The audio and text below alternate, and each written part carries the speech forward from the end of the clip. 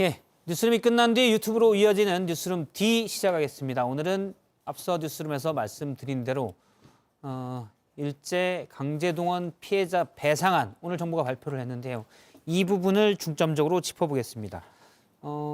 나름 근방에서 가장 합리적이고 물론 비판적 시각을 가지고 있는 두 분 모시고 하도록 하겠습니다. 장성철 공론센터 소장님 그리고 박원석 전 정의당 의원 나왔습니다. 안녕하십니까? 안녕하세요. 예. 제가 이제 이 근방에서라는 건 반경 20km 정도 얘기를 해서 하도록 해서 가장 양쪽 정파에 가리지 않고 이른바 이제 민주당과 국민의힘을 주요 정당들을 다 비판적 시각을 가지고 있는 두 분 맞죠? 박성태 앵커님이 정파는 가리지 않지만 예. 거리는 가리는 것 같아요. 박성태 우리 앵커님의 집과 예. 거리가 가까운 순으로 좀 패널 섭외를 하지 않았느냐 그런 의심을 하고 있습니다. 퇴근 때 용이한 면이 좀 있어서 그런 면도 있긴 한데요. 거리를 그렇게 따지는 않고 이제 일단 서울 서부권 부분에서 가장 합리적인 두 분으로 이해를 하도록 하겠습니다. 네.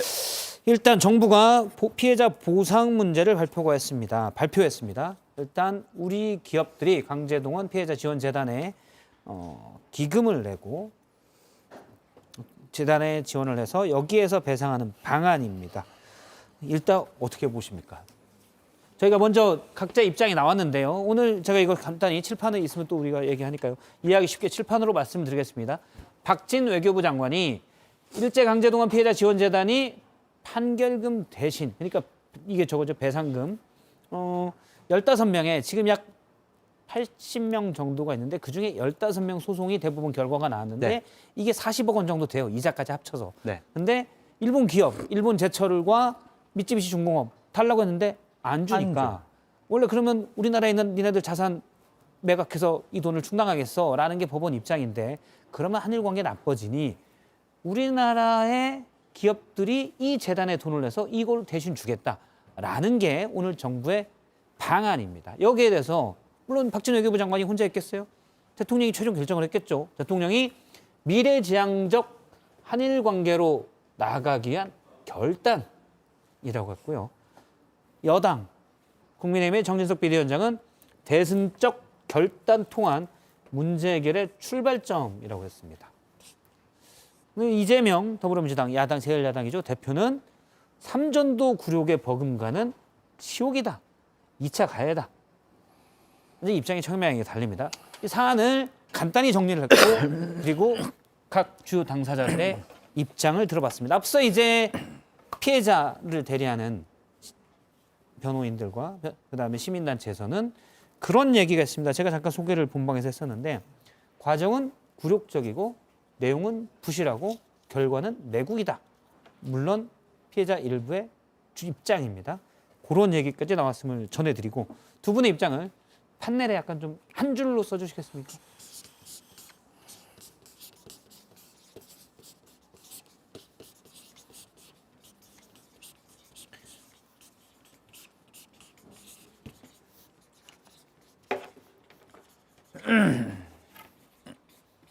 예, 먼저 장성철 소장님 먼저 쓰셨으니까 두려운 후폭풍 위에도 읽어주십시오. 되게 작게 쓰셨는데 한일 관계 회복이 지연돼서는 안 돼요. 지연돼서는 안 네. 돼요. 왜 두려운 후폭풍이라고 했냐면 대통령의 생각과 판단은 맞는 것 같아요.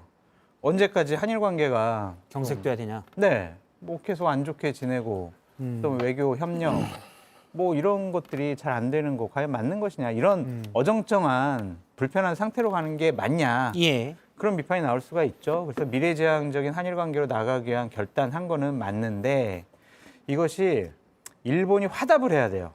그러니까 예를 들면 그냥 배상금 문제에 관련해서 전범 기업인 일본제철이나 뭐 미쓰비시 공업 이런 예. 데가 배상하는데 참여하냐 이 문제를 떠나서요. 자, 우리는 미래로 가자라고 얘기를 했어요.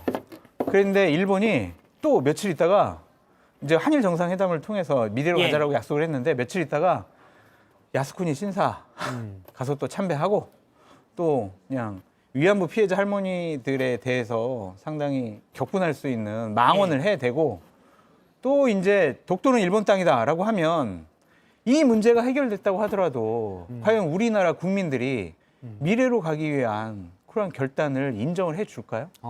그러니까 이번 한일 정상회담 때 너희들 그러면 안 돼라는 거를 확약을 받아야 돼요.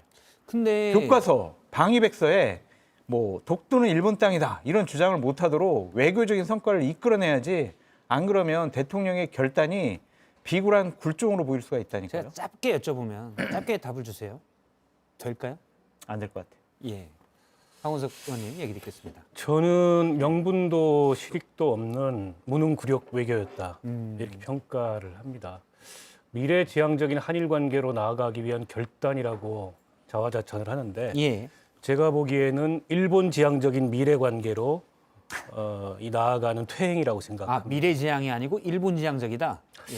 왜 그러냐면 이로 인해서 한일 간의 과거사 문제가 1965년 이 청구권 협정으로 돌아가 버렸어요. 그러니까 일본은 위안부 피해자에 대해서도 그렇고 강제동원 피해자에 대해서 그렇고 일본 정부 입장은 하나였습니다. 1965년 한일 청구권 협상을 통해서 이미 다 해소가 됐다. 다 끝났다. 끝났다. 근데 우리 대법원이 그런 일본 정부의 입장을 뒤집어 엎는 그런 판결을 대법원에서 2018년도에 최종적으로 내린 겁니다. 이게 보면 그 이전까지 강제동원 피해자들이 일본 법원에 계속 소송을 제기했어요. 근데 이제 번번이 기각되니까 예. 2012년도에 우리 법원에 소송을 제기했거든요. 그리고 2018년도에 우리 법원이 개인의 청구권은 소멸되지 않았다라고 예. 개인 청구권을 인정한 판결을 내린 거예요. 거기서 이제 협상이 시작된 건데 4년 5개월 만에 1965년으로 이 한일 과거사 문제의 매듭을 되돌리는 이제 그런 결단이랍시고 이 정부가 한 거죠. 자, 그러면 이렇게 명분 없는 그 외교를 펼쳤으면 실익이라도 있어야 되는데 실익은 불분명해요. 예. 앞서 장성철 소장이 얘기했던 일본 정부의 역사 인식 과연 바뀔까요? 그리고 지금 독도 영유권을 둘러싼 이 분쟁에서 일본 정부의 입장이 바뀔까요? 하나도 얼마 전에 바뀔 게 없습니다. 다케시마의 날도 있었고요. 하나도 바뀔 게 없어요. 한일 그걸 정상회담에서 그걸 이끌어내시려고 그걸 뻔히 알면서 저렇게 덥석 넘어서는 안 될 선을 넘고 양보해서는 안 될 그런 원칙을 저버린 것 자체가 굉장히 무능하고 예를 굴욕적인 들어서 외교였다고 야스쿠니 생각합니다. 신사만 전범이 지금 합사돼 있잖아요. 그것만 분사해라. 앞으로 그 문제 안 나오게. 너희들이라고 하면 안 되죠, 제가. 괜찮아요. 일본 괜찮나요? 일본 야스쿠니 신사 뭐 중요시 여기는 거 알겠어. 대신 전범을 좀 빼. 분사를 해. 요 정도만이라도 물밑에서 되면 그런 갈등될 소지가 줄어드는데 박진 외교부 장관이 그런 물밑 대화를 하지 않을까요? 박원석 의원님 저는 좋으시는데 근데 오늘 결과 보면 물밑은 자 보세요. 없었던 것 같아요. 지금 외교부 실무자들조차도 예. 최소한 제3자 대위 변제를 하더라도 일본 기업의 출연이 있어야 된다라고 실무적인 의견을 냈는데 대통령이 그 실무적인 의견 다 뭉개고 불과 사흘 전까지만 해도 보도가 그렇게 됐었어요. 네, 언제까지 이걸 끌래? 그냥 결단해. 그건 결단이 아니고 아니 임기 5년짜리 대통령이 이게 1945년 이후에 지금 70년 가까이를 끌어온 이 문제를 왜 자기 마음대로 이렇게 결정을 합니까? 사실 우리가 더군다나 돈 40억이 없어서 그런 건 아니잖아요. 대한민국 대법원의 판결이 있어요. 네. 대한민국은 삼권 분립을 하는 나라입니다. 그럼 삼권 분립 하에서 대법원의 결정은 우리가 일본 기업이나 일본 정부를 강제할 수 없어도 우리 국내적인 효력이 미치는 건데 이걸 행정부가 특수한 외교의 영역이라는 이유로 그냥 자기 마음대로 대법원 결정을 무력화시켰어요. 자, 그러면 지금 그 정부가 일본하고 합의한 대로 제3자 대위 변제, 그것도 한국 기업들만 출연하는 이걸 예. 못 받겠다 하는 원고들의 이 청구권, 원고들의 채권은 소멸되는 건가요? 정부는 그게 소멸된다고 주장하고 있잖아요. 예. 세상에 그런 대법원 결정을 그렇게 무력화시키는 게 어디 있습니까? 이거는 윤석열 대통령이 그렇게 그 입버릇처럼 주장했던 법치주의를 위반하는 거예요. 법치주의라는 게 뭐 정부가 말하면 정부가 그 결정하면 따라라가 법치주의가 아니고 이 법의 지배를 얘기하는 거거든요. 대법원의 판결이 났는데 정부가 이렇게 이게 외교협상을 통해 가지고 대법원의 결정을 무력화시킨다면 이거야말로 위헌적인 삼권분립 위반이죠. 저러한 우려를 다 받아들여서 대통령과 박진 외교부 장관이 일본과 협상을 잘해서 국민들과 박원석 의원님께서 우려하는 부분들을 잘 해소해 줬으면 아니, 좋겠다. 협상 끝났다고 하는데 무슨 협상을 더 해요? 그 말도 안 되는 얘기를 해요. 한일 정상회담. 아니, 정상회담 하면 양국 간에 일본 기업의 출연도 못 받아들이겠다는 일본 측의 입장을 변화시킬 수 있어요? 설득을 해서 우리 대통령께서 그 기시다를 설득을 할 설득을 거였으면은 이런 식의 발표를 하지 않죠. 일단은 좀 그 대화의 끈을 이어가야 되니까 그것에 여지를 남겨두고 대통령께서 기시다와의 담판을 통해서 국민들이 원하는 바를 이끌어내야 한다. 저는 그렇게 말씀드리고 싶고 아쉬운 부분은 그런 거예요. 역사적인 문제잖아요. 예. 논란이 많았던 문제입니다. 그러면은 대통령께서 저렇게 결단하시려면 국민들께 이렇게 내가 결단하는 이유와 상황 변경에 대해서 설명을 해주셨으면 어땠을까라는 좀 생각이 들어요. 물론 이제 가장 중요한 피해자 입장이잖아요. 그럼요. 왜냐면 피해자가 내가 피해 받았는데 쟤가 나 강제 동원해 가서 일 시켜 먹고 돈도 안 네. 줬다라고 우리나라 법원에서 소송을 건 거 아닙니까? 그리고 대법원이 맞네 물어줘라고 한 거잖아요. 근데 제가 가장 걱정되는 게 그거였어요. 그러니까 피해자들의 처음에 설득을 먼저 해야 되는 게 아닌가. 했다고 얘기해 놨어요. 아, 그 13분의 피의자분들이 다 동의를 해줬고 합의를 해줬다 그랬거든요. 근데 15명이 오늘 현재 예. 근데 두 분이 연락이 안 된다고 그래서 13분만 연락이 돼가지고 다 합의를 하고 동의를 해줬다고 했는데 오늘 보도 나온 거 보면 그중에 3분이 이거는 못 받아들이겠다. 나 그 돈 안 받을란다. 사과해라. 이렇게 나오시잖아요. 지금 정리를 말씀드리면 저희가 이제 오후 회의 때부터 계속 보도국에서 이 부분이 됐어요. 피해자의 뜻이 뭐냐? 다 연락을 해보자. 근데 지금 강제동원 피해자가 직접 현재 살아계신 분은 3분이고 네. 나머지 12분은 유족 측입니다. 돌아가셔가지고 그렇죠. 이미 오래전이어서. 근데 3분은 다 내가 그거 우리나라 기업 주는 돈 받으려고 한 게 아니다. 반대 입장이고요. 나머지 12분의 유족 측에서도 상당수는 저희가 이제 대리인들을 통해서 아무래도 얘기를 듣다 보니 명확히 한 명 한 명 들고 유족이기 때문에 유족에서도 피해자 입장이 피해자의 유족이 2명 있으면 이분 다르고 이분 다를 수도 있잖아요. 명확치는 않지만 상반절 정도는 반대다. 안 된다. 원래 이제 장관이 만났을 때는 4분만 일단 한번 정부가 열심히 해봐라. 좀 어쨌든 계속 문제를 끌고 가는 건 안 좋지 않냐라고 10몇 명의 가족 중에 4분만 일단 그런 의사를 표시했고 다른 분은 안 표시했고. 그러면은 전제 조건부터가 잘못됐어요. 그분들이 동의하지 않는 이러한 결단은 인정을 받을 수가 없을 것 같다라는 생각이 들어요. 왜냐하면 박근혜 정권 때 화해와 치유 재단이 위안부 피해자 할머니 분들과 관련해서 위안부 피해자 할머니 분들 대다수가 동의를 했다. 그렇게 처음 얘기를 했었잖아요. 예. 그다 아니라는 게 드러났잖아요. 그래서 그 합의가 다 무효가 돼버리고 나라는 정말 더 갈등과 분열에 휩싸였잖아요. 자, 그래서 저는 이게 정권 바뀌면은 또 무효화될 가능성이 있어요. 예. 이번 저 합의가. 그러면 이게 우리 안에 분란의 요소로 또 남습니다. 그러니까 화해와 치유재단을 통해 가지고 일본에서 100억 출연하고 그거 받고서 끝내는 걸로 했는데 사실 이건 국가 간의 일종의 합의를 한 거예요. 예. 근데 문재인 정부 들어서 가지고 도저히 이거는 받아들일 수 없다 해가지고 위야무야 돼버렸잖아요. 그 100억은 지금 어디가 있는지도 모르겠어요. 저는 이번 이 합의도 마찬가지라고 생각합니다. 그러니까 일본 측이 너무 일찍 윤석열 정부의 성향 의도를 파악했기 때문에 끝까지 버틴 겁니다. 그러니까 우리가 양보할 수 있는 마지노선은 제3자 대위 변제를 하더라도 예. 일본 기업의 출연과 그에 대한 일본 정부의 사과 표명이 있어야 되는데 그 둘 다가 안 됐어요. 그렇죠. 그리고 한국 정부가 돈 내가지고 한국 정부가 무슨 죄가 한국 기업들이 무슨 죄가 있어서 돈을 내야 됩니까? 그리고 또 한 가지 거기에다가 사족처럼 덧붙인 게 우리 전경련하고 일본 경단련하고 미래청년기금을 조성하겠다. 예. 그 미래청년기금이 과거에 강제동원 피해자들하고 무슨 관계가 있어요? 그리고 과거에 이 강제동원 피해자들의 아픔을 팔아가지고 청년들이 그 돈 받아가지고 뭘 해야 됩니까? 이 도무지 상식적으로 앞뒤도 안 맞는 듣고 보니까 이런 외교를 하고 강제동원 있어요. 피해자들의 아픔에 대한 배상인데 만약에 그 명목으로 주는 거라면 청년들이 그 돈 가지고 서로 교류하고 문화 교류 아니면 같이 연수를 하고 이게 과연 맞는 건지. 아니 그리고 이제 배상이라는 개념은 법적 책임을 인정하는 전제 위에서 나오는 게 배상입니다. 예.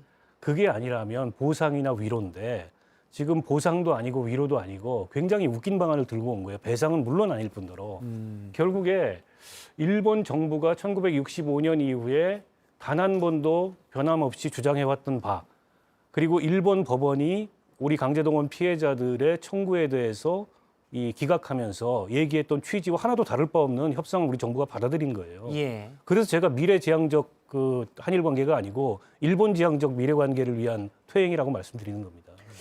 저는 두려운 거는 또 하나 있어요. 그러니까 외교적으로 일본에 만만해 보이지 않을까?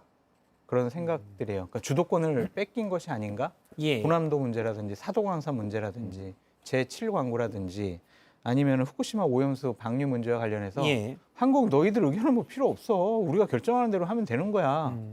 이런 식으로 하지 않을까? 왜?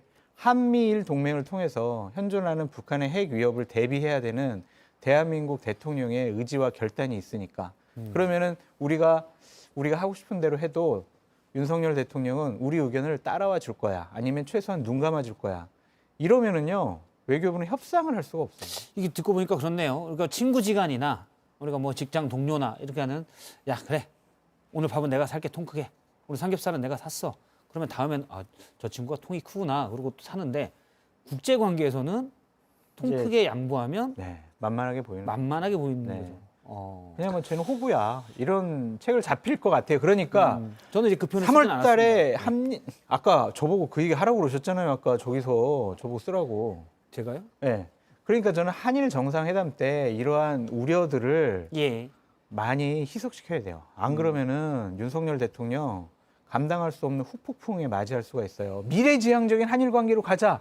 누가 이걸 반대하겠냐고요. 근데 전제 조건들이 다 깨져버리면 이거는 그냥 풍지박산 나는 거예요. 그러네요. 근데 제가 이제 실익이 없는 그런 외교를 펼치고 있다고 얘기한 게 이게 사실은 윤석열 대통령이 3.1절 기념사에서도 예. 역대 보수 정부의 3.1절 기념사에서 보인 역사 인식과도 너무나 다른 이제 그런 역사 인식을 보였어요. 게다가 대한독립 만세를 그 3.1절 기념행사 마지막에 외치는데 이번에 외치지 않았답니다. 다시 되찾은 자유 만세, 족보도 없는 무슨 그런 만세를 외쳤대요.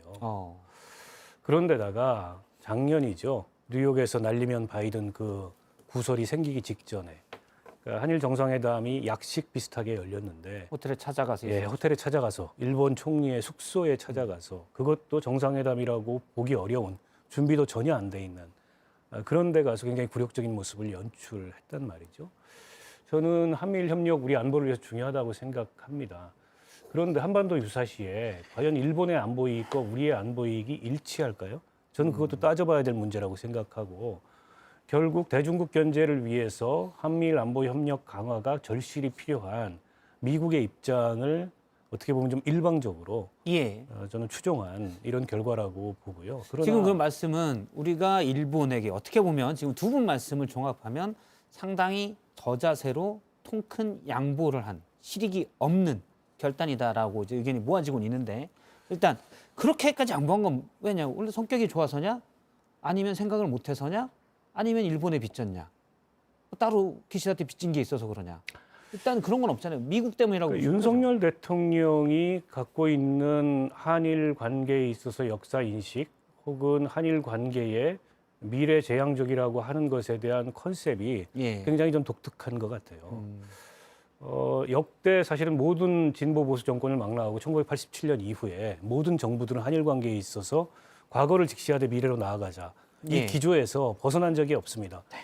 박근혜 정부 때 그 이 화해치유재단 그게 한 번 거기서 이탈했던 그런 그 시도였는데 엄청난 후폭풍이 휩싸였어요. 결국에는 국가 간의 일종의 협상이 다음 정부에 의해서 번복되는 예. 결국은 일본은 그걸 명분으로 우리 정부를 불신할 수밖에 없다. 그리고 2019년도에 어떻게 보면 우리에게 무역 보복을 가해왔던 그 시발점이 된 것도 그런 거 아니겠습니까?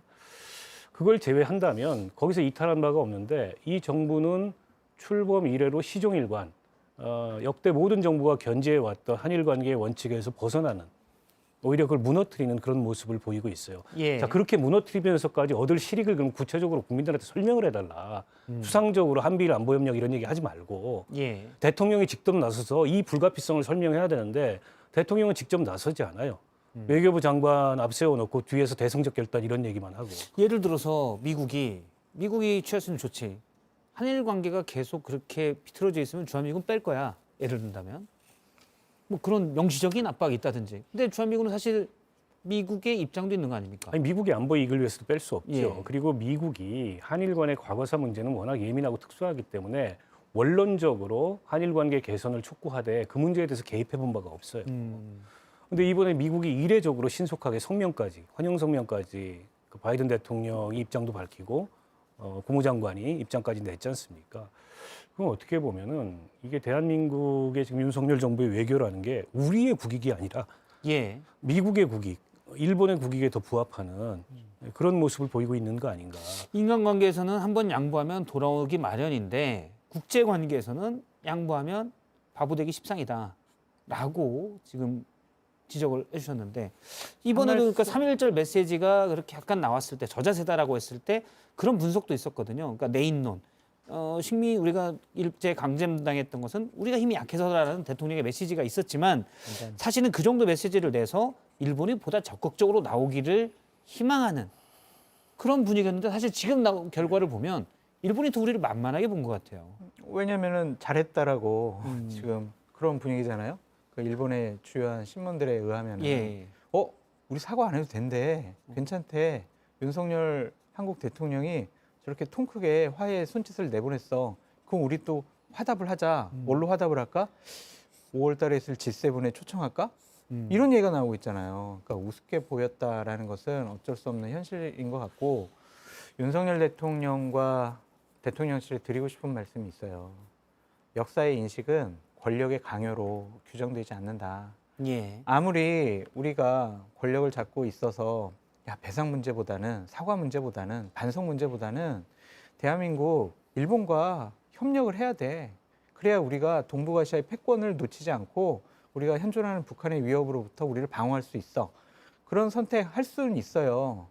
어쨌든 대통령의 결단이니까. 그렇더라도 역사의 인식에 대한 것을 함부로 강요하거나 규정해서는 안 된다. 예. 저렇게 지금껏 전임 대통령들, 지도자들이 해왔던 것과 정반대되는 그러한 행동을 할 때는 자세한 설명이 필요하다.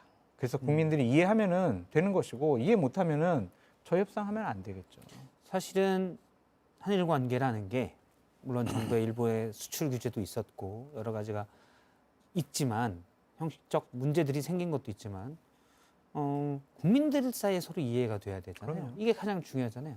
근데 이미 이만큼 양보해서 어떻게 보면 후퇴해버리면 다시 국민들의 이 감정에 맞춰서 끌고 오기가 아니 훨씬 더 앵커님, 어려워지지 않나요? 그러니까 생각을 해보세요. 잘 됐다가 저렇게 막 하이 분위기 있다가 갑자기 또 독도는 일본 땅이라 그러고 위안부 피해자분들 뭐 우리가 강제로 끌고 간 거 아니라 이런 식으로 얘기하면은 미래지향적 한일 관계가 되냐고요. 안 되죠. 그런 얘기를 못하도록 이번에 정상회담 때 확실하게 매듭을 지으시라. 그렇게 말씀드립니다. 그러니까 이제 저는 박우석 의원님 얘기 말씀은 지금 이것도 매듭을 못 쳤는데 그걸 짓겠냐? 택도 없는 소리고요. 그 얘기인 것 같고요. 오늘 박진 장관이 컵에 물을 반을 채웠는데 나머지 반은 일본이 전향적으로 미래지향적으로 채워줄 거다라고 얘기하지만 안 채워주면 어떡할 겁니까? 물컵 엎을 겁니까? 남아있는 반이 말라 없어지겠죠. 네, 물컵 엎을 거냐고요. 그 사실은 제가 일본 내각의 전략가거나 일본 자민당의 전략가면 독도 영유권 분쟁을 격화시킬 것 같아요. 윤석열 정부 하에서. 예. 그래야 얻을 게 있다 이렇게 이미 볼 수. 약점이 노출됐다는 거죠. 그렇게 그래야 얻을 그럼 게 있다 어떡할 이렇게 볼 수 거냐고요. 있을 것 같아요. 그러면 어떡할 거냐고요. 그러니까 난감해. 미국이 원한다고 우리가 꼭 그렇게까지 지금 일본과 친하게 지내야 되는지, 그러니까 주요 이유를 미국이 압박하는 한미일 동맹 강화 이걸로 봤는데 그렇게 봐야 되는지 아니면 또 다른 이유가 있는지 이건 뭐 좀 아니 사실 헷갈리긴 투트랙인 합니다. 거죠. 그러니까 우리가 한미일 동맹까지는 아니어도 한미일 안보 협력을 강화해야 될 필요성은 우리 안에도 있어요. 예. 그건 그것대로 하고 역사 문제는 역사 문제대로 대응을 해야지. 그럼요. 한미일 안보 협력 강화를 위해서 다른 모든 문제를 다 그 예. 밑으로 집어넣어가지고 이렇게 헝클어뜨려 버린다. 세상에 그런 외교가 어디 있습니까? 그리고 사실 뭐 일본과의 교류를 얘기해도 지금 우리 한류 문화, 뭐 케이팝이나 이런 부분 일본 청년들이 다 봐요, 듣고. 아, 우리도 일본 가잖아요. 우리도 여행 뭐 가고 먹고. 비행기 싹 사지면 일본 간다는 사람도 많고 우리도 꼭 그런 게 없습니다. 굳이 여기에서 우리가 역사 인식까지도 크게 자존심 어떻게 보면 원칙을 훼손하면서까지 할 필요가 있느냐라는 생각도 좀 들어요. 근데 그 역사는 우리의 근본이잖아요. 예. 그래서 윤석열 대통령이 어떤 역사 교육을 받았고 어떤 역사 인식을 갖고 계신지 한번 곰곰하게 따져보고 되짚어 봐야 될 문제인 것 같아요. 그러니까 방송 전에 박원석 의원님이 살짝 저한테 언급을 해주신 게 있는데 네. 그거 좀 얘기해달라고 하니까 그건 이제 안 하겠다. 다음 기회에 다음 하겠습니다. 기회에 하겠다. 밥상머리 교육에 자, 대해서. 이제 이 문제는 이제 그만 넘어가시고 그리고 이재명 장성철 당대표의 소장님도 사실 방송 전에 네. 저한테 한 얘기가 있어요. 근데 요거는 좀 위험하긴 해요. 제가 많이 볼 때 위험하죠. 방송에 못 볼 수도 있고 자, 이제 이재명 당대표 네, 네. 사본 리스크에 대해서 볼 수도 말씀하시죠. 있는데 펀칭머신 관련된 이 얘기. 펀치하는 거 있잖아요. 그거 관련된 건데 뭐 그것도 제가 뭐 또 방송 나오셔야 되니까 굳이 구체적으로 묻지는 않겠습니다. 감사합니다. 자, 이제 이재명 당대표 사본 리스크에 대해서 아, 지금 토크 2번이 국민의힘 역대급 투표율 요구입니다. 아, 또그 이재명 당대표 사법 리스크는 오늘 아이템에 없어요. 없어요? 다음 주에 하도록 하겠습니다. 다음 주. 예. 지금 뭐 이게 가장 핫하잖아요. 그러네요. 핫해서 투표율이 일단 모바일 투표까지 해서 47.5%로 마감했습니다. 국민의힘 네. 전당대회 얘기인데요. 3월 8일 날 이번 주죠. 예, 투표율이 이례적으로 높았고 엄청 높아요. ARS 투표까지 합치면 50%를 훌쩍 넘을 맞아요. 거다라는 전망도 나옵니다. 누가 유리할까요? 이게 양쪽에서 다 유리하대요. 근데 제가 다 이제 양쪽하고 통화를 해봤는데 김기현 예. 후보 쪽에서는 아예 끝났어요. 저희가 이제 조직 동원 다 하고 또 윤석열 대통령을 지키자. 호흡 맞는 사람이 누구냐. 그런 것 때문에 자신들에게 표가 집중됐다. 그래서 예. 이렇게 투표율이 높아졌다. 이렇게 얘기를 하고 천하람 후보나 안철수 후보 측에서는 아니다. 그게 김기현 후보의 리스크에 대한 당원들의 반감 그리고 이 전당대회에 개입하는 대통령과 대통령실과 윤핵관에 대한 반감 때문에 당원들이 들고 일어난 거다. 예. 그래서 안철수 나 아니면 천하람 나에게 더 유리하다. 기본적으로 대략 56에서 57%까지 투표율이 갈 건데 그렇게 되면 혁명적인 결과가 나올 거다. 예. 이런 식의 얘기까지 하고 있습니다. 그거 이제 기자들이 할 거고 지금 말씀하신 내용은 각자 유리하다고 얘기한 거는 기자들이 하고 지금 다 뉴스에 나왔잖아요. 소장님이 분석가 입장에서 볼 때는 실제 누가 유리할 것 같은지. 김기현 후보가 유리할 것 같아요. 왜냐하면 세 쪽 다 친해서 성급히 지금 언급하기 애매한 지는 제가 아니 근데 알겠는데. 김기현 후보 쪽이 유리하다고 생각되는 이유가 뭐냐면 일단 이번 전당대회 프레임이 예. 대통령과 싸우지 않는 호흡하는 같이 호흡할 수 있는 일치 단결할 수 있는 그런 당대표를 뽑는 게 예. 내년 총선에서 우리 당이 이길 수 있는 지름길이야라고 당원들이 생각을 하고 있고 그러한 논리를 지속적으로 윤핵관들이 주입을 시키고 있어요. 80만 당원이 다 그렇게 생각한다고요? 예, 계속 문자 보내고 전화하고 막 연락하고 그래가지고 많이 거기에 좀 가스라이팅 당하지 않았느냐라는 생각이 들어서 김기현 후보가 결선 가지 않고 예. 1차에서 끝낼 가능성이 높다. 하지만 과반으로. 당원의 혁명적인 선택에 의해서 천하람 후보가 올라갈 수도 있다. 네, 있다. 예. 안철수 후보는요? 안철수 후보는 약간 좀 페이스가 떨어져가지고요. 알겠습니다. 그러니까 정성철 소장이 지금 말을 좀 바꿨어요. 예. 지난주까지만 해도 답은 한 가지밖에 없다. 김기현 후보가 1차에서 무조건 끝낸다. 예. 라고 얘기했었는데 투표율이 이렇게 높아지니까 저랑 했던 내기가 좀 걱정되는 아닙니다. 아, 1차에서 끝난다. 내기하셨습니까? 거예요. 예. 결선 안 간다. 좀 큰 내기를 했어요. 아, 큰 내기. 신체 일부를 걸고. 신체 일부. 아, 근데 오른쪽 구렛나루. 아니 머리카락. 근데 생각해 보십시오. 지난번에 이준석 당대표가 될 때 그때 상당한 이준석 바람이 불었어요. 예. 근데 그때 투표율이 45% 조금 넘었습니다. 근데 지금 당원이 그때에 비해서 굉장히 많이 늘었는데 이게 ARS 투표 가기 전에 이게 문자만 가지고서 투표율이 47%가 갔습니다. ARS 합하면 한 57% 될 것 같아요. 10% 예. 올라가니까. 저는 이거는 일종의 이제 이번 전당대회에 대한 당원들의 높아진 관심을 반영하는 거고, 그러니까 이준석 당대표가 될 때는 특정 인물에 대한 바람이 분 거죠. 근데 이번에는 그게 아닌 대통령실이 보인 지나친 선거 개입에 대한 역풍이 분 결과라고 봅니다. 그래서 저는 이게 김기현 후보에게 별로 유리할 가능성이 없다고 보고요. 1차에서 안 끝난다. 아니어도 김기현 후보가 1차에서 끝날 만큼 압도적인 모습을 보인 적이 없잖아요. 결국에는 뭐 김장연대에 기대고 윤심에 기대고 그다음에 또 나경원 의원한테 기대고 이렇게 기대기로 왔는데 막판에 이제 부동산 악재까지 터졌어요. 저는 그것도 일정하게 표의 결집을 가져왔다고 보고 예. 그래서 저는 결선 투표 땅. 반드시 결선 투표 갈 가고요. 거다. 지금까지 이제 추세로 보면은 안철수 후보가 잘했으면 안철수 후보가 결선 가는데 이변이 없었을 텐데 대통령실에서 뭐 아무 말도 안 하면 아무 일도 안 일어난다 그러니까 아무 말도 안 했어요. 그랬다가 최근에 조금 목청을 높이고 있는데 너무 늦었어요. 아무 일도 안 일어날까봐 지금 좀 얘기를 하고 있는데. 그래서 저는 김기현 천하람 결선 가능성이 높다고 보고요. 김기현 후보가 그럼에도 불구하고 1위로 나오겠죠. 근데 1위로 나오는데 정말 과반이 아주 아깝게 안 되는, 근소하게 안 되는 그런 압도적인 1위의 모습을 보일 거냐? 그것도 저는 장담하기 어렵다고. 우리가 이제 제가 굳이 끼어들 건 아닌데 내기는 명료해야 되니까 내기 흥정을 붙이자는 입장에서 양자택일로 하겠습니다. 결선을 갈 걸로 보십니까? 안 갈 걸로 보십니까? 결선 안 간다. 안 간다. 네. 안 간다. 네. 네. 무조건 간다. 여기는 이제 왼쪽 구렛나루를 걷는 걸로. 제가요 사실은 네. 구렛나루가 없는 이유가 뭐냐면 제모를 해가지고 구렛나루가 아. 없어요. 저 여기는. 알겠습니다. 그래서 그건 뭐 걸 특정 부위로 대상이 어쨌든. 아니에요. 알겠습니다. 뭔가를 두 분이 그걸 그런데 알아서 김기현 보시고. 후보는 반성해야 돼요. 이렇게 전폭적으로 권력이 밀어주고 당에 있는 의원들과 당협위원장들, 시군구 의원들까지 계속 뭐 지지선언 나오고 예. 있는데도 50% 넘을까? 안 넘을까? 이렇게 관측을 되는 것만으로도 이거는 반성해야 돼요. 왜냐?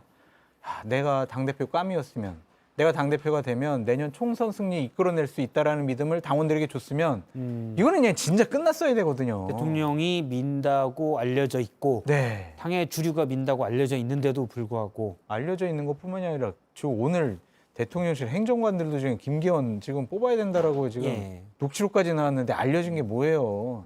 다 그냥 사실로 뭐, 드러난 거지. 예. 너무 조심하시는 거 아닙니까? 행정관 중에 일부일 수 있어서 네. 제가 약간 이제 정확한 팩트만 전들 얘기하니까 네. 그렇게 얘기하는 겁니다. 예. 그래서 이거는 김기현 후보가 스스로 당대표가 되더라도 상당히 반성해야 되고 정말 조심스럽게 당대표직을 예. 수행을 해야 돼요. 알겠습니다. 일단 그러면 만약에 결선에 간다, 안 갈 거로 보시지만 간다면 자 김기현 후보는 상수고 네. 2위는 누가 될 걸로 보십니까? 천하람 후보가 가겠죠? 아 간다면. 안철수 후보는 없습니까? 네. 대상이? 네.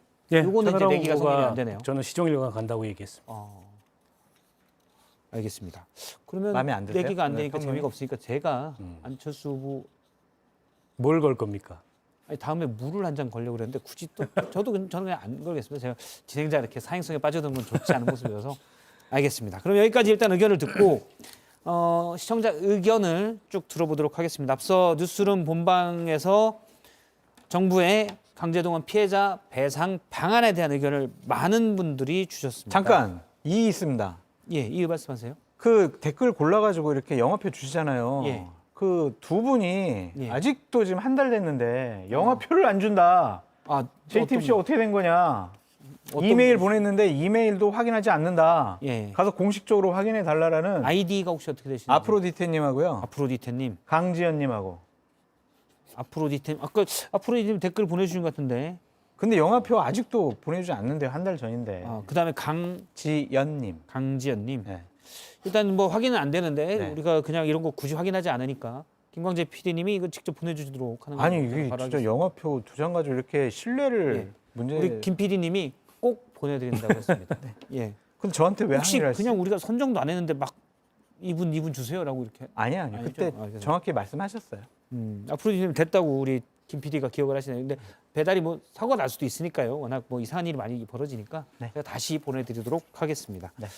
일단 뉴스룸 본방에서 의견 주신 분 손영아님 짝사랑이 돈을 넘는 건 아닌가에 라는 의견 주셨고요.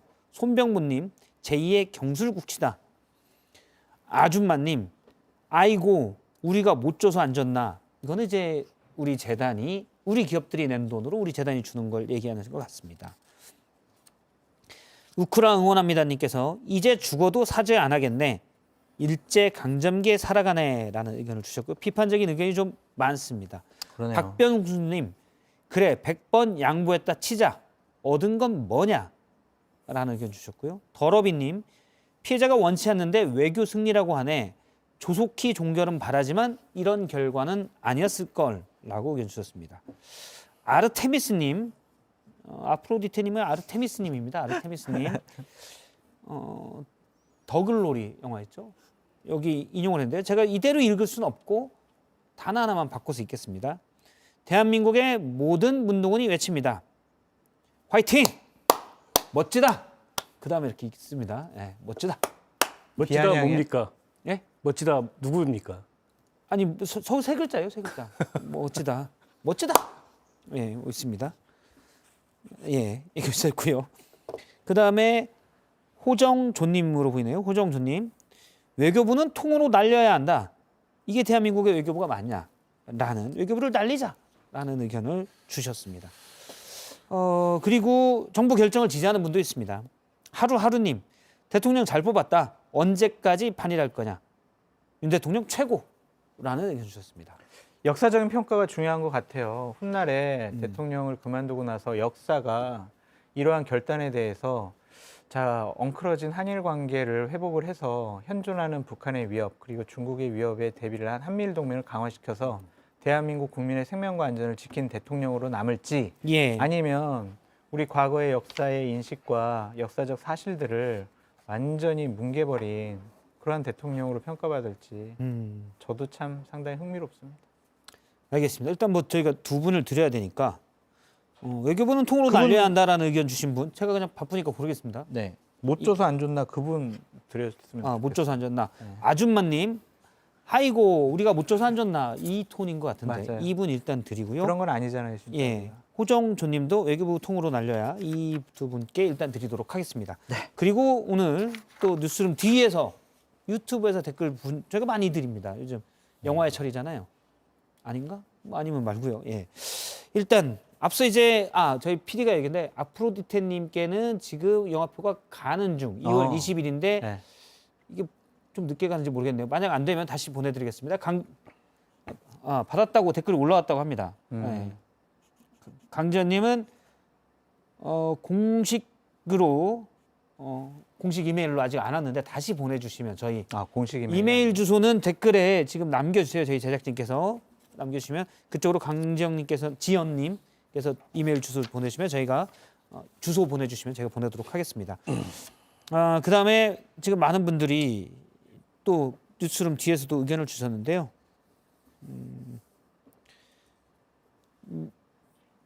킹 총수님께서 이런 의견 주셨습니다. 총수 K님, 과거를 잊은 국가에게 미래도 없다는 소리를 모르나라는 의견 주셨고요. 안창호 선생님 얘기하셨나? 예. 그다음에 뽀리아님 주셨는데 뽀리아님 의견인데요. 학폭 가해자가 합의 안 하니까 피해자들끼리 돈 모아서 합의금 줘야 되냐? 이 의견 주셨어요. 적절한 비유입니다. 적절한 비유인가요? 네. 저도 아프네. 계속 이런 생각이 들더라고요. 그러니까 옆반 가해자가 있는데 가해자가 사고 안 하니까 이쪽 반 반장이 그냥 대충 우리 반 모아서 학급비 걷어서 좀 줄게. 네가 참아 그냥 이렇게 되는 거잖아요. 네. 이분 뽀리아님 일단 영화표 2장 보내드리도록 하겠습니다.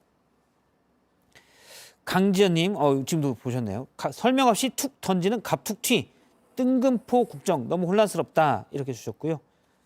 그다음에 동민님께서는 이런 의견도 주셨습니다. 안보 경제협력 뭐 다 좋습니다. 그렇게 하는 게 미래를 위해 좋은 판단인 것 같습니다. 그래서 과거는 그냥 없었던 걸로 하자 이겁니까? 그러면 정순신 변호사 아들 학폭 과거인데 앞으로 잘하자 하면 끝나는 겁니까? 라는 의견 역시 주셨습니다. 이렇게 그다음에 지금 한 분 더 드려서 빨리 나오는 대로 주겠습니다. 네. 불량주부님, 박 의원님, 장소정님 응원합니다. 라는 의견 주셨는데요. 제일 훌륭한 분이시네요. 불량주부님 받았습니다. 제가 단순하니까요. 예. 이분 들을 걸. 대한자이로님, 성태형 얼굴살이 많이 빠져 보여요. 제가 사실 방송 한 3시간 전부터 과로에 시달리기 때문에 왜냐면 앵커멘트 해야지, 다시 보게 짜야지. 아주 거의 힘들어 뭐 보이세요. 작가가 짜긴 하지만 제가 어쨌든 다 해서 그때부터는 좀 빠집니다. 힘들어 보이세요. 이분도 그냥 드리죠 뭐. 그래요. 저 드는 건데. 그럼요. 김 PD 괜찮죠? 대답을 안 하죠. 김 PD? 예, 알겠습니다. 대한자이로님도 영화표 드리도록 하겠습니다. 예, 뉴스룸 뒤에서는 불량주부님, 대한자이로님, 그리고 뽀리아님. 뽀리아. 학폭 가해자가 합의 안 하니까 피해자끼리 돈 모아서 주냐. 이런 의견 주셨던 분에게 영화표 드리도록 하겠습니다. 좀 길어졌는데 오늘 뉴스룸 뒤 여기서 마치도록 다음 주 월요일 날 또 뵙고요. 뉴스룸 D는 수요일과 금요일에 또 이어가도록 하겠습니다. 시청해주신 여러분 고맙습니다.